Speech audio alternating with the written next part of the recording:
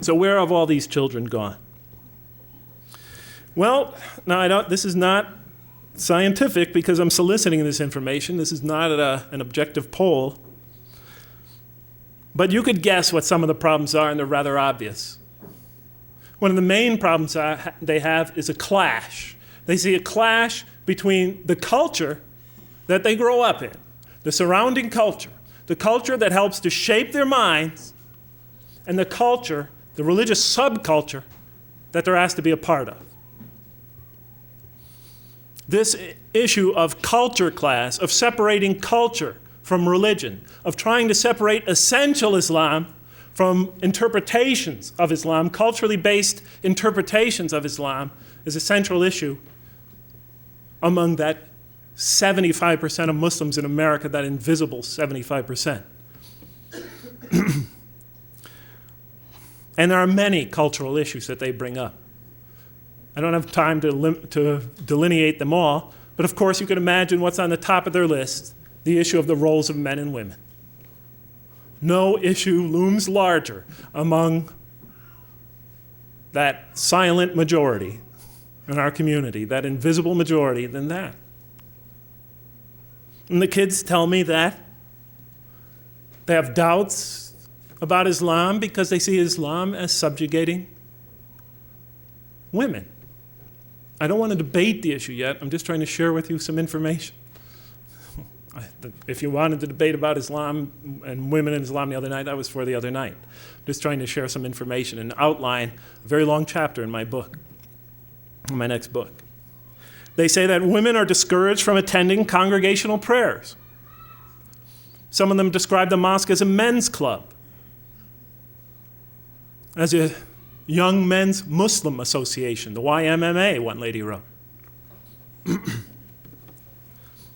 They tell stories of how they were kicked and thrown out of the mosque because they wanted to attend the Friday prayer and not be shunted to some small, dingy, dark room in the back where a couple of other ladies are stranded, where they don't even get to see the speaker. And they have to sit in some closet somewhere listening to the Friday prayer. They tell me these kind of stories, how they fought bravely and maybe with a couple of other sisters and resolutely until they were practically almost bodily thrown out, or at least threatened that way. And so they stopped going. And their connection to the community ended right there.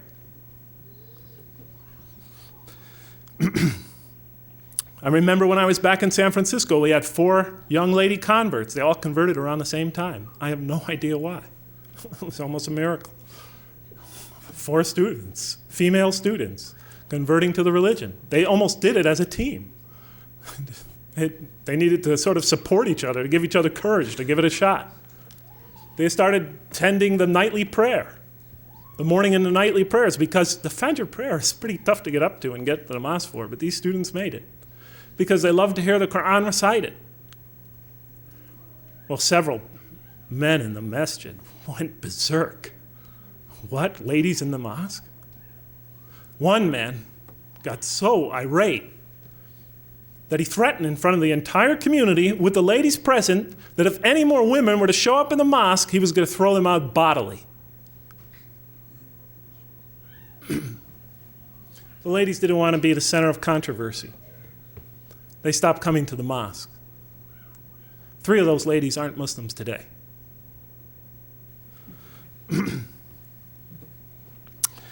Women are denied positions of influence in our community, denied positions on boards of directors, denied representation in the community, political representation, social representation. We call that disenfranchisement, when you're not allowed to let your opinion and voice and perspective be heard. Community decisions, they complain, are made almost entirely by men. The women's voice is not heard, except among their fellow women. But since the major community decisions are made by men, they're excluded from that. That's their complaint.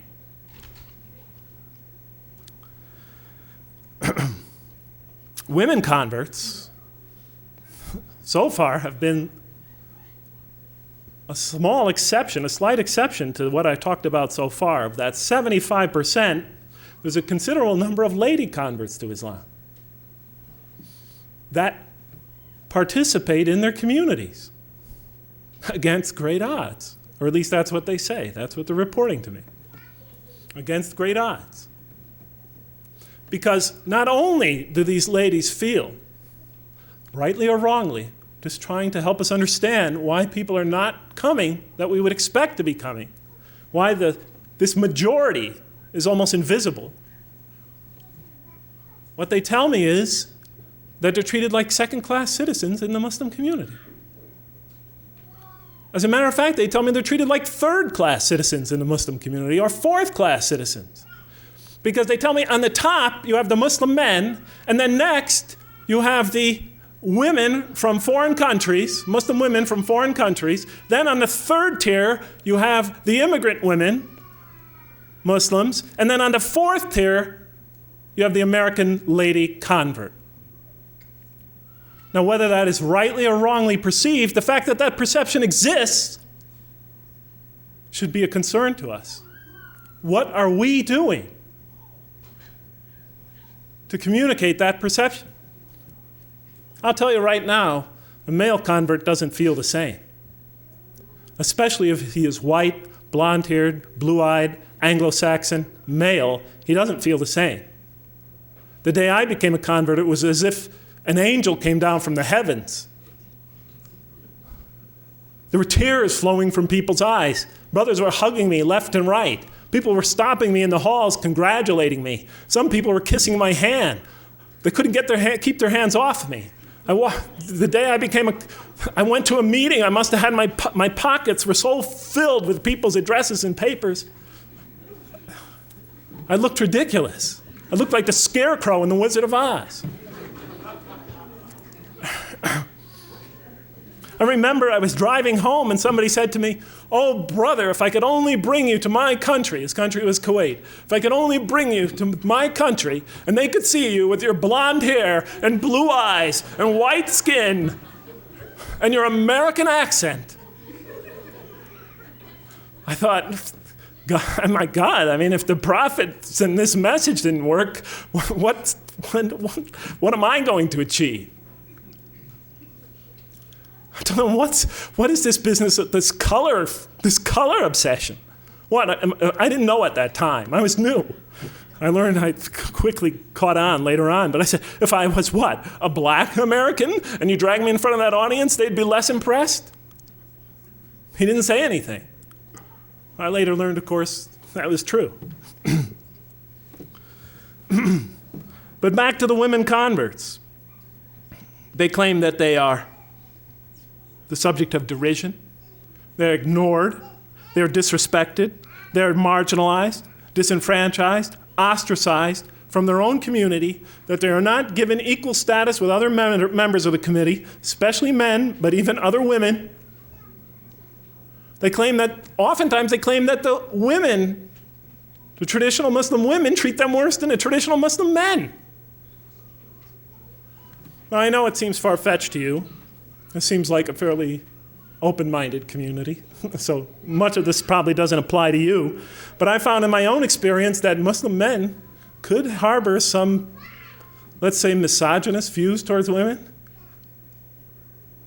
I remember once a lady and her mom, a student and her mom, came to the mosque to learn about this great religion they heard about. They heard a great speech about Islam, and they were so turned on to this idea that they wanted to go to the mosque, mother and daughter, to learn more about it.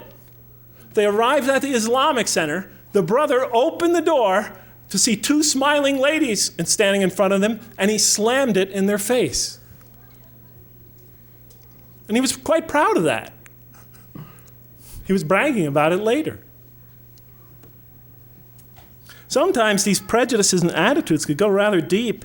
I've experienced it myself. When I was in San Francisco, we had an imam of the Islamic Center. I'm not going to mention the time or the place or the era.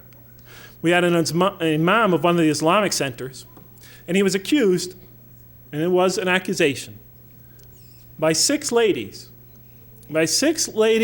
who attended his Arabic classes, 6 lady converts. They accused him of sexual harassment. They accused him of making sexual overtures to him. He was married and had children, by the way. They accused him. I'm not saying the accusations were true or false, but the community apparently felt otherwise. He came, they took their complaint to the leaders of the mosque. The leaders of the mosque had a hearing. The women, of course, were not present, but I was. They took a written statement by the women and read it in front of the community members. And then various community members, even the leaders themselves, stood up and began to defend the poor imam. They said those ladies are prostitutes. They said they're nothing but American whores. I heard it with my own ears. They claimed that they were bitches, if you know what I mean. I heard one phenomenally demeaning, derogatory statement after the next. Despite all that, and I know you're probably thinking, well, Jeff, you're an American and you're just defending your countrymen. And frankly, I don't like to be put in this position precisely because of that reason. I lose some credibility when I do this. But frankly, my God, brothers and sisters, if I don't do it, nobody else is going to, because I don't hear anyone else talking about this. I've been in this community 20 years, and I just never hear it spoken.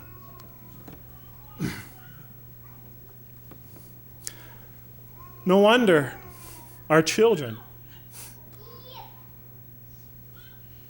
feel separated from their community. I only brought up one cultural issue. There are other cultural issues as well, which I don't have time to go into.